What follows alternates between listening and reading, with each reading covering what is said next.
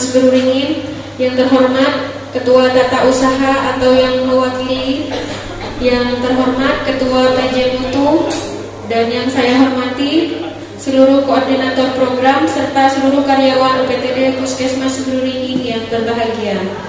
Puji syukur kehadiran Allah Subhanahu wa taala yang mana pada hari ini kita bisa dapat berkumpul dalam acara mini log bulanan dalam keadaan sehat walafiat. Pertama-tama marilah kita panjatkan puji syukur kehadirat Allah Subhanahu wa taala yang mana kita dapat berkumpul dalam keadaan sehat walafiat. Baik, untuk mempersingkat waktu, saya akan membacakan susunan acara pada siang hari ini. Yang pertama, menyanyikan lagu Indonesia Raya. Yang kedua, sosialisasi hasil pelatihan manajemen Puskesmas Beruringin. Yang ketiga, penyampaian capaian program UKM. Yang keempat, hasil PKP tahun 2023. Acara yang kelima, sosialisasi manajemen data PISPK. Dan yang terakhir, penutup. Baik, acara yang pertama yaitu menyanyikan lagu Indonesia Raya. Kepada yang bertugas kami persilahkan. Hadirin dimohon berdiri.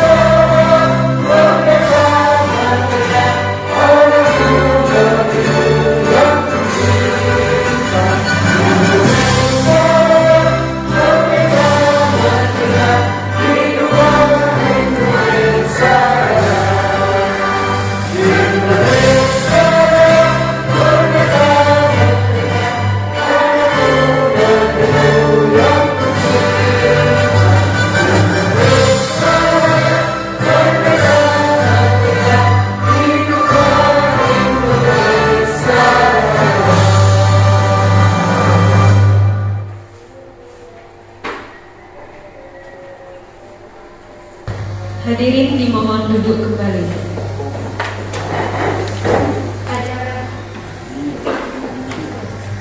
Acara selanjutnya yaitu sosialisasi hasil pelatihan manajemen Puskesmas. Kepada yang bertugas kami persilahkan. Mohon izin Pak Dokter. Assalamualaikum warahmatullahi wabarakatuh.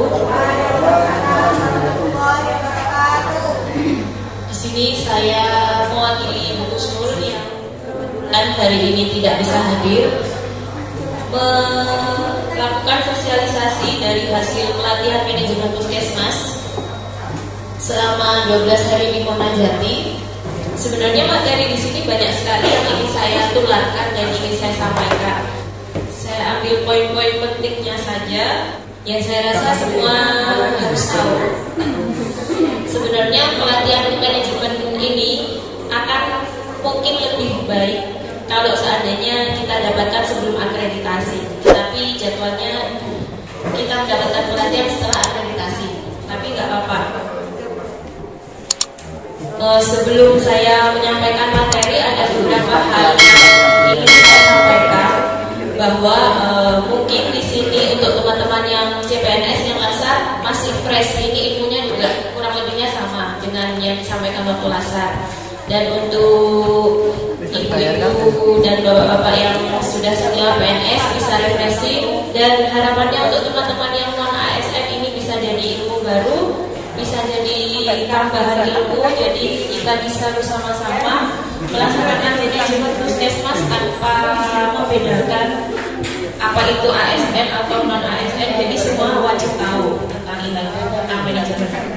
Monggo Mbak, next. Di sini saya akan sedikit mereview lagi ilmu apa itu tentang kepemimpinan, apa itu tentang leadership. Bahwasanya antara pemimpin dan leader itu berbeda. Kalau di puskesmas, kepala puskesmas itu kepala, dia sebagai pemimpinnya. Tetapi kalau leader itu tidak harus dia itu berada di jabatan atau posisi paling tinggi. Jadi siapapun di sini bisa menjadi leader, entah itu di Pustu, Polkesdes maupun di Induk. Jadi kalau untuk pemimpin kepala puskesmas itu yang membedakan karena beliau memang ada di jabatan tertinggi dan ber-SK. Tapi kalau leader siapapun bisa menjadi leader di sini. Contohnya di sini kan ada itu tim manol ya, cowok-cowok itu ya. Nah itu kan tim manol itu terbentuk tidak ada SK-nya. Dan di situ pasti ada salah satu yang menjadi leader. Misalkan contohnya leadernya di situ misalkan, tapi orangnya tidak ada. Misalkan siapa? Misalkan Dr. Faisal di situ ya leadernya. Jadi apapun yang disampaikan Dr. Faisal, mereka itu bergerak. Ayo kita kumpul ke base camp. Mereka langsung otomatis ke base camp. Ayo kita kemana? Itu otomatis. Itu namanya leader. Ada yang jiwa leadershipnya ini memang sudah terbentuk sejak dia lahir. Jadi nggak perlu SK, dia sudah bisa memimpin suatu kelompok, suatu golongan untuk bergerak, untuk berubah, untuk melakukan sesuatu. Itu namanya leader. Siapa? Kepala puskesmas ya. Terus yang jadi pemimpin leader itu tadi. Jadi dia tidak ada anak buah, tapi dia punya pengikut. Gitu. Di sini di puskesmas itu ada strata kepemimpinan yang dinamakan top manager. Di sini adalah kepala puskesmas, sudah jelas. Satu sistem manajemen puskesmas itu sendiri, yang satunya sistem manajemen mutu. Jadi penanggung jawab yang dimaksud ini di area leader manager adalah penanggung jawab mutu. Kemudian yang ketiga, lower manager ini adalah koordinator, termasuk juga pelaksana.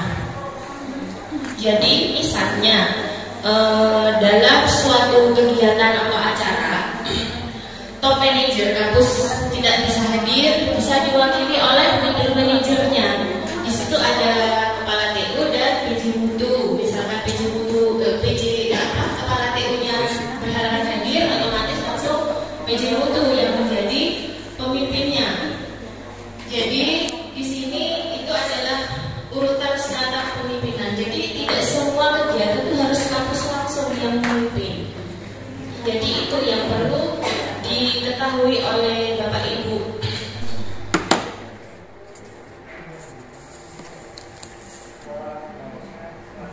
Itu adalah gambaran bagaimana keterkaitan sistem manajemen puskesmas dan sistem manajemen mutu tetap terintegrasi, tidak berdiri sendiri. Karena apa yang dilakukan di sistem manajemen mutu terus berhubungan dengan dan terintegrasi dengan sistem manajemen puskesmas, bukan punya rumah sendiri-sendiri. Sekilas saya sampaikan, untuk sistem manajemen mutu sendiri itu kegiatannya yaitu adalah pertemuan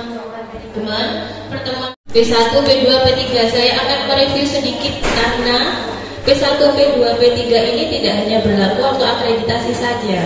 Karena suatu sistem itu akan berjalan kalau P1, P2, P3 juga jalan.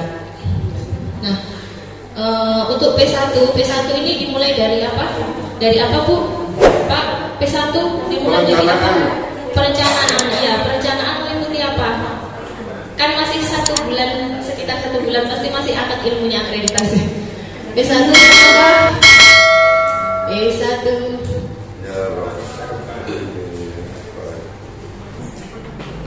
P1 penyusunan RUK ya, tentang perencanaan penyusunan RUK. Perencanaan itu dilakukan, hasil outputnya adalah tersusunnya RUK. Nah, RUK itu tidak hanya langsung sekedar disusun saja RUK, itu ada sumber-sumber datanya. Sumber datanya meliputi apa? Ya, PKP, terus database PK, terus SMD, MMD, apalagi? Iya, lanjut survei kepuasan. Ini yang di bagian manajemen akreditasi yang sudah di luar kepala pasti kelompok ini. Umpan balik pelanggan, bahkan kalau ada regulasi baru itu juga masuk dalam perencanaan ya. Dan juga tentang hasil pengukuran indikator mutu juga masuk dalam RUK perencanaan. Terus P2 ini sudah masuk dalam pelaksanaan ya. Pelaksanaan itu meliputi pertemuan kan. Jadi segala pertemuan termasuk lokmin yang saat ini kita lakukan, lokmin bulanan, lokmin lintas sektor, terus apa lagi?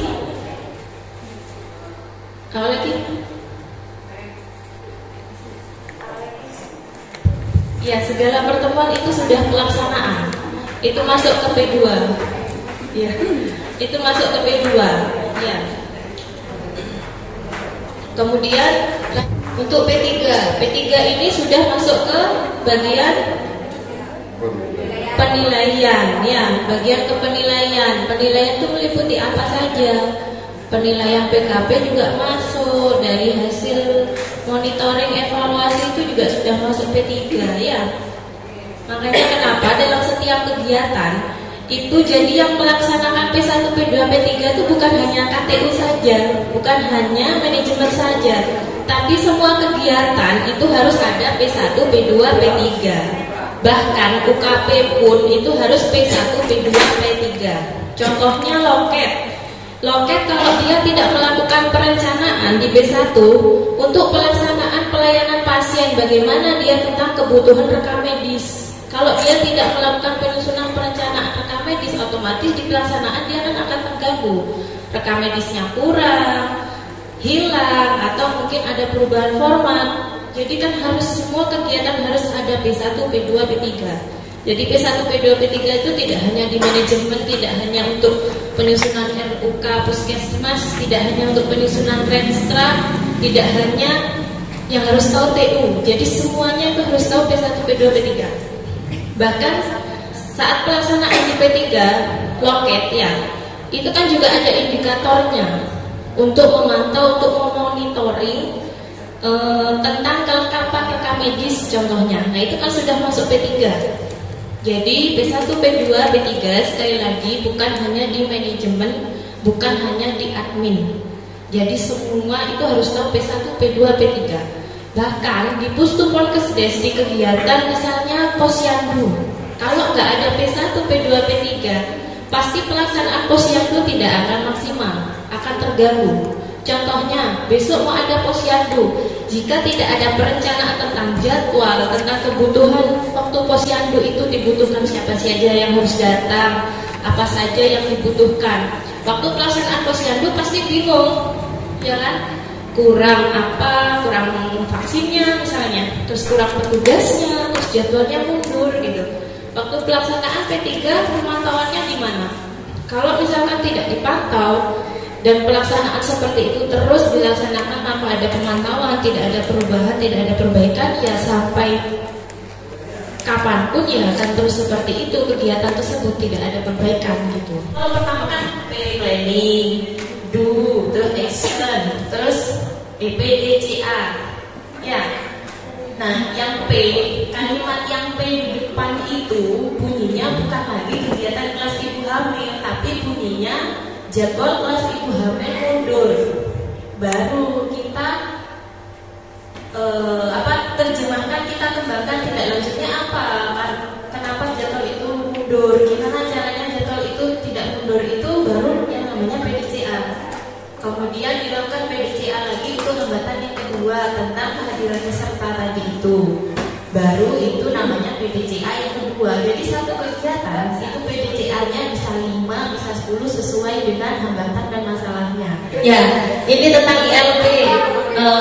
Masih banyak Bapak Ibu yang belum paham ILP itu apa. Akan saya sampaikan. Jadi nanti kalau seandainya regulasi itu sudah didok sama Kemenkes dan dinas sudah bersurat ke puskesmas, kita nggak kaget lagi. ILP itu adalah integrasi layanan primer. Seperti yang sudah saya sebutkan tadi, bukan lagi sasaran program, tapi sasaran menurut daur siklus hidup kehidupan manusia. Dan ini klasternya dibagi menjadi ini. Jadi di puskesmas itu ada klaster manajemen namanya ya. Yang pertama, kemudian ada klaster ibu dan anak. Klaster ibu dan anak itu, jadi di situ ada program kesehatan keluarga. Nah ini, klaster 1 manajemen gitu tadi. Klaster 2 ibu hamil, anak dan remaja, jadi klaster 2 Bu. Kemudian klaster 3 usia produktif, dewasa dan lansia. Klaster 4 penanggulangan penularan penyakit, dan yang kelima lintas klaster. Jadi ada 4 klaster, yang satu adalah lintas klaster. Mungkin sampai di sini ada pertanyaan, ada yang mau di-sharekan, monggo Bapak Ibu. Sementara pas Bu, belum dipelajari Bu. Jadi ini sebuah kemajuan yang sangat bagus ya. Jadi ada teman kita yang sudah memahami betul tentang manajemen bisnis ya setelah mengikuti pelajaran kemarin. Nah ini menjadi sebuah harapan baru dan kebetulan kita di tahun yang baru sebentar lagi dengan predikat yang baru juga paripurna ya, ilmu baru. Monggo kita tahun depan ini kita berusaha semaksimal mungkin mengikuti sistem yang benar. Jadi mulai dari perencanaan ya, misalnya P2, P3-nya ya itu kita lakukan dengan sesuai dengan ilmu yang benar. Mungkin dari hal yang sepele aja seperti kita bagaimana apel, bagaimana kita logmin, itu aja kita masih belum bisa tertib. Jadi mungkin dari hal kecil seperti itu perlu lebih penekanan, ada penekanan pada dokter. Jadi dari leader ini kan seperti Mbak Lingga ini kan menjadi leader akhirnya, ya kan? Kalau tadi definisinya leader sama manajer kan beda ya. Kalau manajernya kan Pak Dokter ya. Kalau seperti Mbak Lingga ini sudah menjadi semacam leader gitu ya. Jadi kalau leadernya bersemangat, tapi kalau tidak ada tekanan dari manajernya ya mungkin nggak akan bisa maksimal. Mungkin dari hal kecil itu perlu ada evaluasi Pak Dokter. Jadi kita selama ini masih mengalir begitu aja tanpa ada evaluasi. Hal kecil yang tidak bisa dilakukan secara benar, ditoleransi akhirnya menjadi kebiasaan. Dan jangan berharap hal besar, hal kecil aja nggak bisa maksimal, bagaimana kita bisa mengharapkan hal besar. Mungkin itu aja, terima kasih. Baik, sekian dari saya, kurang lebihnya terima kasih. Semoga Bapak Ibu tidak bosan karena nanti akhir sesi saya juga masih maju lagi tentang menyampaikan tentang PISPK. Oke, terima kasih. Assalamualaikum warahmatullahi wabarakatuh. Waalaikumsalam warahmatullahi wabarakatuh. Terima kasih kami sampaikan kepada Ibu Lingga. Acara yang ketiga yaitu menyampaikan capaian program UKM. Kepada yang bertugas dipersilakan. Mohon izin teman-teman dan Pak Dokter, saya akan menyampaikan tentang pencapaian dari UKM dari hasil yang sudah teman-teman kumpulkan di Google Drive. Dari UKM esensial yaitu dari Prokes, Kesling, Kesga dan Isi. Ini nilai yang masih di bawah 85 adalah dari P2. Lanjut. Sudah. Ini dari program P2. Mohon kepada teman-teman yang pemegang program, jika ada nilai yang tidak sesuai bisa menghubungi saya. Capri. Ini yang masih kurang adalah tetap yang Mbak Mega adalah PTM, kemudian ISPA. Kalau yang lain sudah bagus banget. Tinggal teman-teman kalau PKP menunjukkan bukti dari hasil capaiannya. Lanjut. Ini UKM pengembangan Mbak Hanitika, saya soalnya cuma dikasih waktu 10 menit deh. dari bukan pengembangan, yaitu dari gizi masyarakat sudah 100. Nah, kita ini sudah bagus. Nah, teman-teman dari hasil yang 100 ini mohon data-data atau waktu PKP menunjukkan bukti-buktinya sesuai dengan yang nilai ini ya, jadi nilainya tidak akan turun. Sudah. Mungkin ada rekomendasi dari Pak Dokter atau teman-teman yang kurang, bagaimana rencana di tahun depan. Untuk PTM itu Pak Dokter, yang nilainya jelek itu adalah ya saya yang IPA dan di mata yang kurang di agak media. Kalau saya Dokter, kalau IPA itu kan kendalanya seperti yang mana dulu? Iya kan, yang PTN itu adalah IPA dan mata Dokter. Yang IPA itu adalah saya. IPA itu karena kan masyarakat itu malu untuk melakukan pemeriksaan IPA. Saya sudah ikut tiap ada kegiatan PTN, saya ikut, saya melakukan pendekatan ke masyarakat. Jadi kalau mau monggo pemeriksaan, tapi alhamdulillah tiap PTN itu sudah ada 1, 2, 1, 2.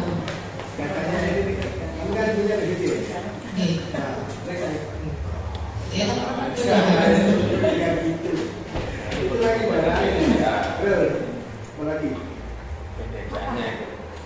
karena yang mata mungkin pemegang programnya kan Mbak Ini masih baru ya. Jadi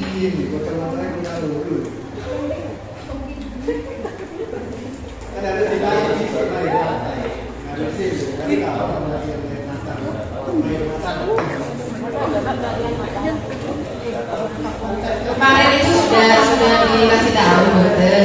Cuma kan apa namanya, peralihannya itu kan di akhir tahun sudah. Kemarin kan Pak Ustami gitu. Saya kira Mbak Kiki sudah paham tentang tugas-tugasnya. Pas akhirnya orangnya bisa. Saya kira cukup itu dari Baik, terima kasih kami sampaikan. Acara selanjutnya yaitu menyampaikan hasil PKP tahun 2023. Assalamualaikum warahmatullahi wabarakatuh. Untuk selanjutnya kita akan menyampaikan hasil PKP kita sampai bulan Desember seharusnya. Tapi ada beberapa data yang masuk sampai November aja. Ya, silakan. Ini untuk manajemen ya. Jadi semuanya nilainya bagus.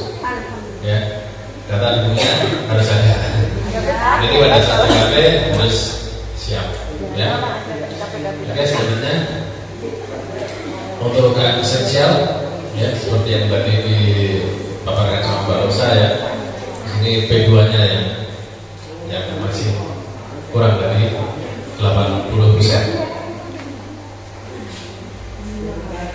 Ini P2 seperti yang tadi Mbak Rosa jelaskan itu kan ya kendalanya ya. Jadi nanti rekomendasinya apa sama seperti yang tadi. Ya, next.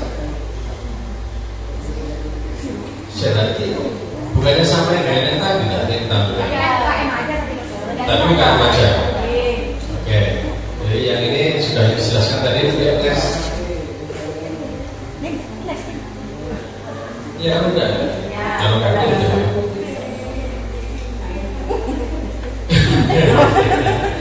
Ya.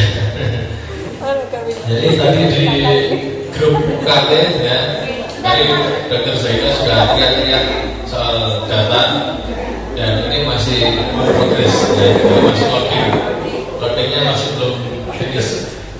Jadi kalau sudah ada datanya bisa kita tampilkan. Oke, terus berikutnya.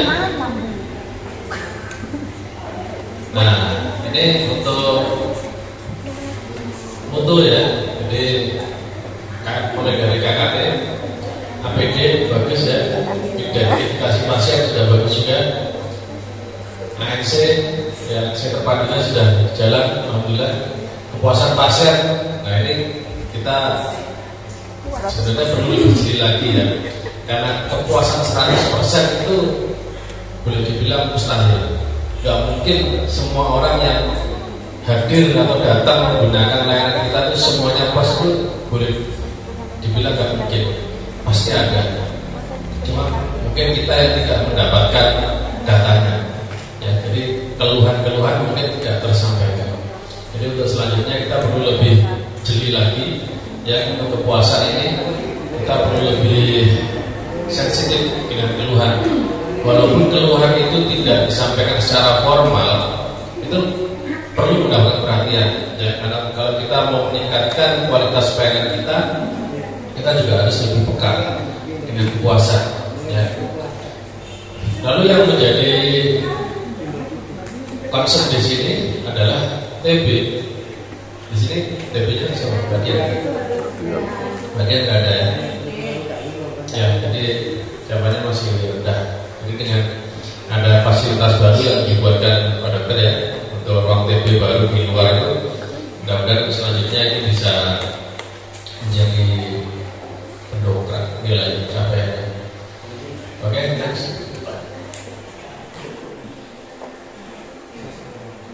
Nilai PKP-nya di sini masih kurang UKP ya, UKP masih dalam proses pengumpulan data ya, jadi masih belum dimasukkan datanya. Jadi bukan capaian nol, tapi karena datanya belum dimasukkan. Jadi sudah ada capaiannya, tapi belum kita dapatkan datanya.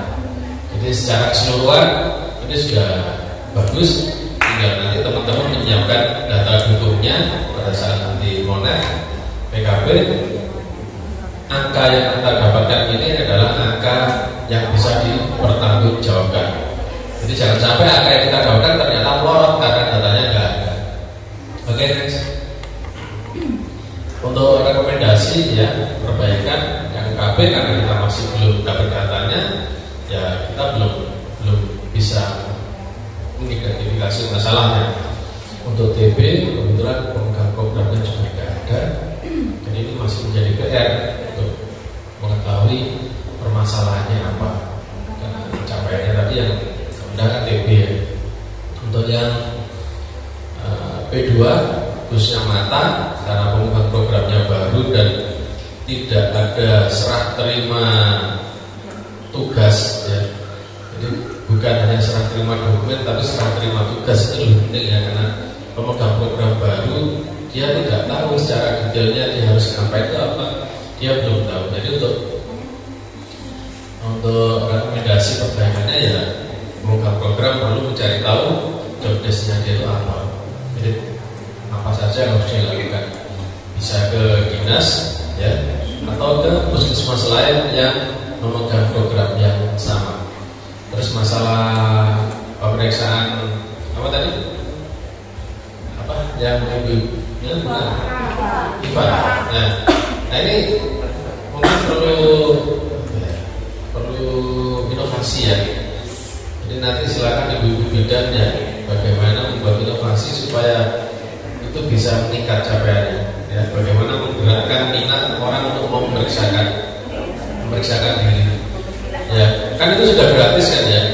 Iya, jadi kendalanya bukan kendala sarana prasarana tidak ada, bukan kendala biaya, tapi kendalanya itu masih kemauan ya. Jadi petugasnya ada, alatnya ada, dananya ada, tapi yang diperiksa yang tidak mau. Ini bagaimana menggerakkan hati, menggerakkan kemauan, ini yang perlu dicarikan solusinya. Ya, nanti silakan bersama dengan teman-teman prokes ya, mungkin kita bisa mengedukasi bagaimana supaya orang itu sadar bahwa pemeriksaan itu penting. Ya, mengetahui secara dini, mengetahui lebih dini itu jauh lebih baik daripada mengetahui dalam kondisi sudah parah. Itu yang perlu kita tekankan. Mungkin ada masukan lain untuk rekomendasinya? Pas. Ini terkait dengan apa ya, masalah ya. Seperti yang tadi sempat saya singgung mengenai apel ya. Apel itu kelihatan sepele ya teman-teman ya, cuma datang siap gerak hormat gerak bubar jalan. Tapi kalau itu dilakukan dengan baik, itu bisa menjadi salah satu media koordinasi yang bagus. Ya selama ini Pak Dokter sudah melakukan koordinasi, tapi pesertanya saya amati selalu kurang dari 50%, bahkan hanya sekitar 30%. Jadi tiap apel itu dari total karyawan kita sejumlah kurang lebih 60 ya, pesertanya itu hanya liburan. Selalu seperti itu. Saya mengamati setiap kali dihitung itu hanya liburan, nggak nyampe 30 ya, nggak nyampe separuhnya. Jadi monggo nanti mungkin ada solusi dari Pak Dokter, mungkin bisa kita tulis sekarang mungkin Pak Dokter. Mungkin ada rencana gimana untuk rekomendasi perbaikannya. Kira-kira seperti apa?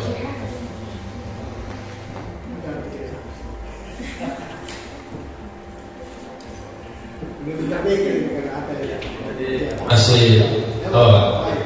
Kalau usulan saya ya pada waktu apel itu langsung di absen oleh yang apa seperti kepala puskesmasnya itu. Jadi sebelum dia bicara di absen dulu siapa yang ada. Betul.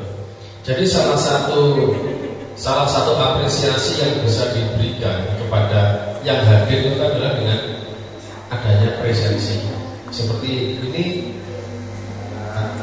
login seperti ini ada presensinya, apel ada presensinya. Nah presensi kalau hanya sekedar presensi aja setelah itu lembarannya nggak terpakai, itu juga nggak ada gunanya.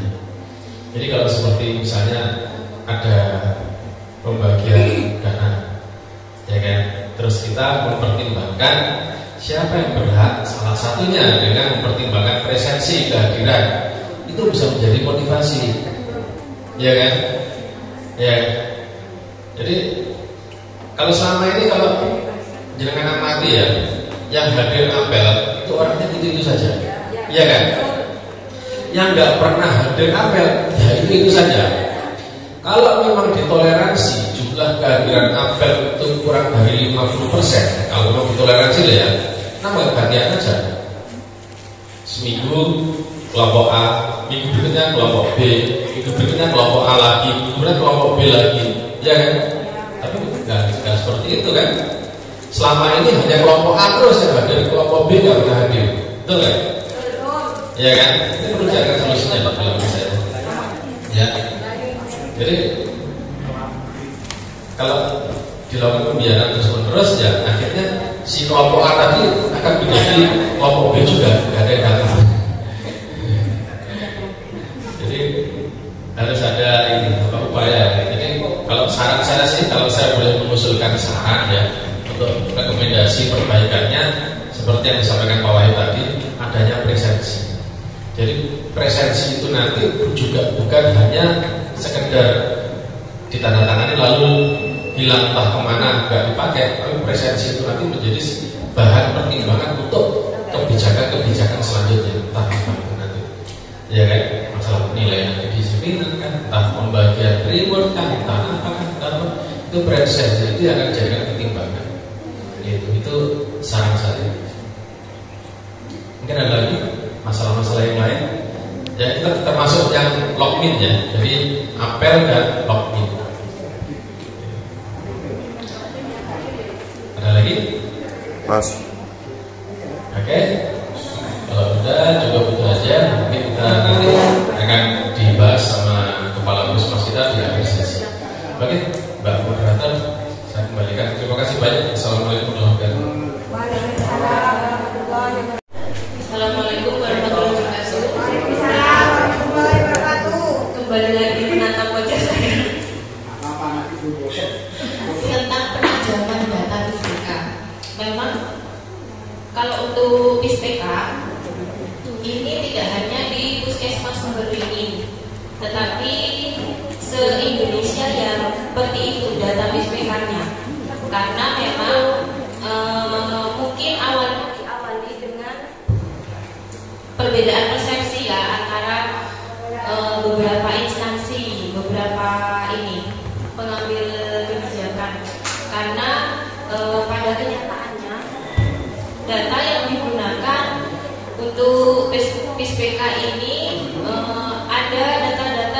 tidak terintegrasi. Misalnya data yang kita dapatkan dari PLKB, kayak PLKB itu, terus data kependudukan yang ada di desa, jadi itu masih ada data-data yang tidak sinkron. Makanya kenapa kita juga sulit untuk melakukan intervensi. Sedangkan PISPK ini kan merupakan suatu potret saja, potret bagaimana sih kesehatan di Indonesia, di wilayah kerja kita, di Kecamatan Sumberwingin itu sebenarnya kesehatannya itu seperti apa, perilaku hidup sehatnya masyarakat di sini seperti apa. Jadi data PISPK juga tidak bisa kita sandingkan dengan capaian SPM, karena data PISPK ini merupakan potret perilaku, sedangkan untuk SPM ini tentang capaian program. Tetapi bisa dihubungkan, bisa saling terintegrasi, tapi tidak bisa dibandingkan karena satuannya dan indikatornya pun berbeda. Contohnya seperti merokok. Kalau di PISPK kan pilihannya merokok atau tidak. Kalau di program itu kan masih ada merokok dalam rumah sama di luar rumah. Kalau misalkan di luar rumah dianggap tidak merokok gitu. Kalau yang survei PHBS yang terbaru tahun itu, yang merokok di luar rumah itu tetap dianggap merokok. Jadi sekarang sudah sama kayak PISPK mulai tahun ini. Makanya untuk capaian yang prokes yang merokok itu tambah rendah. Iya. Iya. Karena memang Permenkesnya juga sama juknis-juknisnya itu juga ada yang tidak sinkron gitu. Jadi kan kita juga bingung. Tetapi tidak apa-apa, masih bisa diintegrasikan, masih bisa dikaitkan. Karena kalau misalkan di PISPK perilakunya orang itu sudah hidup sehat, sudah tidak merokok, otomatis capaian yang di program itu bagus. Jadi patokannya jangan di yang di program. Ya kalau yang di program kan di luar rumah sama di dalam ya indikatornya. Kalau PISPK merokok dan tidak merokok. Jadi dimanapun kalau dia tetap merokok ya dianggap merokok gitu. Bukan lagi di luar atau di dalam rumah. Lanjut. Untuk PISPK sebentar lagi ini kan tahun 2024. Sedangkan untuk mengambil profil kesehatan, profil puskesmas itu salah satunya sumber datanya PISPK. Dan PISPK ini tentang indeks keluarga sehat itu juga masuk dalam RPJMN, ya Mbak? Makanya kenapa ini periodenya kurang 1 tahun. Jadi sudah bisa dipastikan dalam 1 tahun ini pasti diukur tentang PISPK. Mau nggak mau pasti PISPK itu sudah pasti dilihat karena itu sudah masuk dalam rencana strategis dan periodenya tinggal 1 tahun. Kalau itu tidak tercapai, yang membuat rencana strategis itu pasti juga harus mempertanggungjawabkan hasilnya. Makanya ini sebelum diubrek-ubrek lebih baik kita sudah melakukan antisipasi, sudah mulai updating data lagi di 2024. Jadi misalkan untuk yang dulu belum terinput itu sudah bisa diperbarui, diinput lagi, karena kan pasti tiap tahun kan pasti ada perubahan. Nah ini biasanya kalau untuk updating data, perbarui data itu biasanya tiap berapa bulan Mbak kesepakatannya? Itu pas yang awal itu kesepakatannya ada yang ngasih ke saya 10 kakak, itu hanya berjalan berapa bulan terus tidak ada lagi yang setahun kakak. Kalau misalkan kalau untuk tiap bulan mungkin masih kesulitan ya, karena misalkan contoh seperti ibu hamil gitu kan. Kalau ibu hamil ini kan kalau seandainya datanya sampai minta sekarang ya masih hamil, belum bersalin gitu loh. Ya. Jadi mungkin disepakati saja monggo tiap 3 bulan atau tiap berapa bulan. Nah itu kan juga jadi tiap 3 bulannya itu kan itu sudah kakak yang baru begitu loh. Nah sedangkan tiap bulan ini kan bidan desa sudah validasi melakukan laporan ibu bersalin. Nah itu juga mungkin melampirkan kakaknya itu. Jadi dari kakak yang laporan itu nanti bisa diupdate datanya di PISPK. karena kan ada penambahan anggota keluarga baru, ada bayi yang lahir dan yang hamil sudah bersalin, kemudian mungkin bagaimana KB-nya. Apalagi sekarang kan sudah banyak sekali yang mengikuti program UHC ya, Bu Hendra ya. Nah itu UHC kan sudah banyak kan UHC.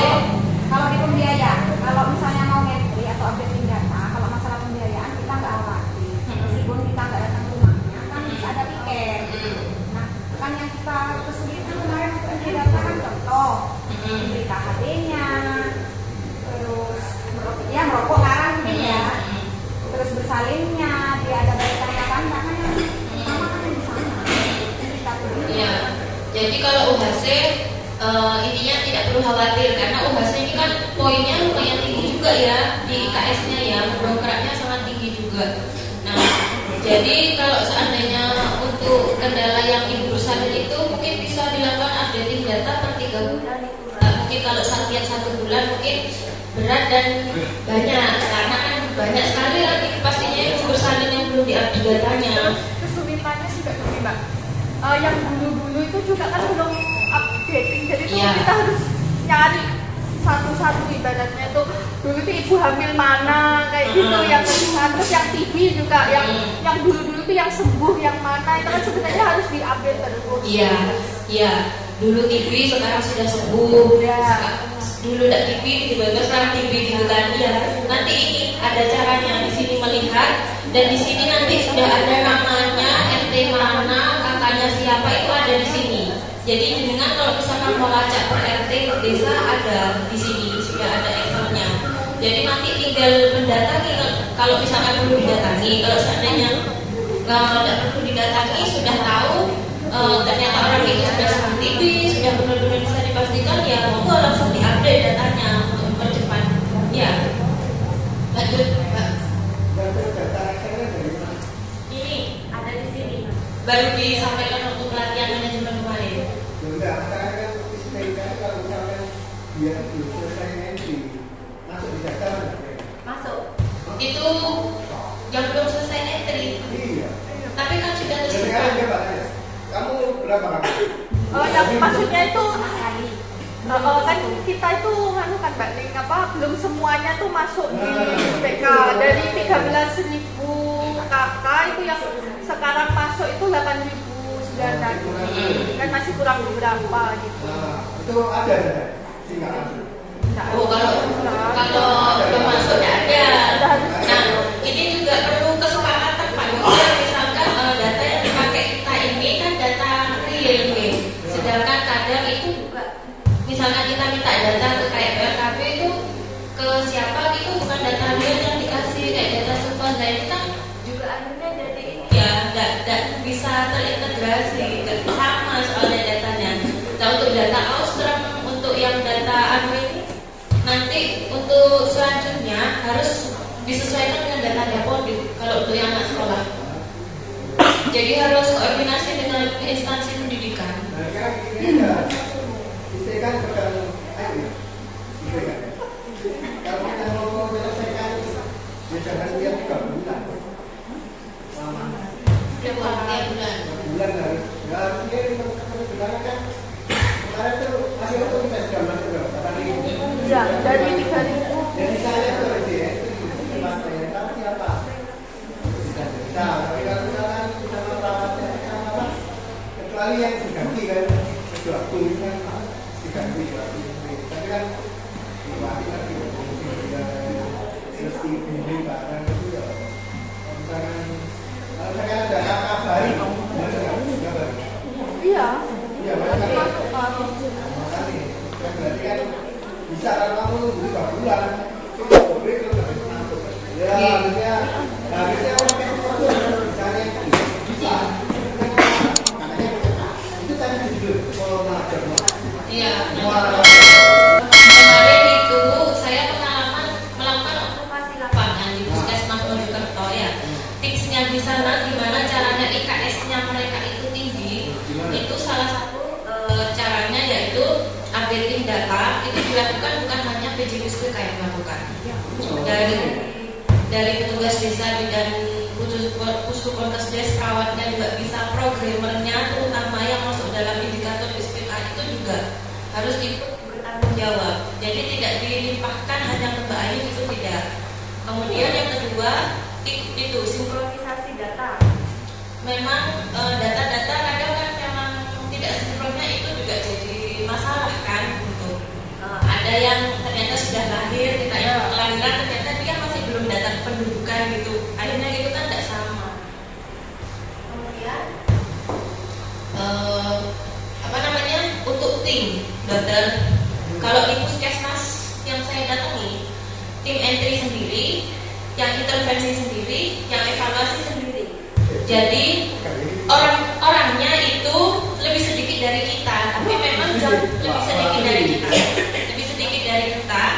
Jadi tidak ada yang double. Misalkan Mbak Ayu bagian entry, dia juga intervensi, nggak bisa, nggak nutut. Jadi kalau misalkan bagian tim entry data 3 orang, nanti khusus untuk intervensi 3 orang lain, harus orang lain. Jadi mereka fokus. Jadi misalkan seandainya kita mengevaluasi data PSPK ini, kalau tidak dievaluasi ya sudah kita pegang 3 orang itu gitu. Jadi tidak ada alasan iya saya nggak lulus soalnya nantinya belum selesai, jadi belum sempat intervensi gitu dokter. Jadi benar-benar ini pembagian tugasnya. Jadi mungkin saya usul dokter, kalau memang mau dibentuk lagi tim PSPK tadi itu dan kapan rencananya mulai bekerja, baru saya nanti sosialisasi ke mereka yang langsung bersangkutan. Mungkin ada yang mau ditanyakan atau yang mau di-sharingkan lagi terkait PSPK. Nah, PSPK monggo disimak bareng-bareng. Ini tentang evaluasi PSPK. Assalamualaikum warahmatullahi wabarakatuh. Assalamualaikum Assalamualaikum warahmatullahi wabarakatuh.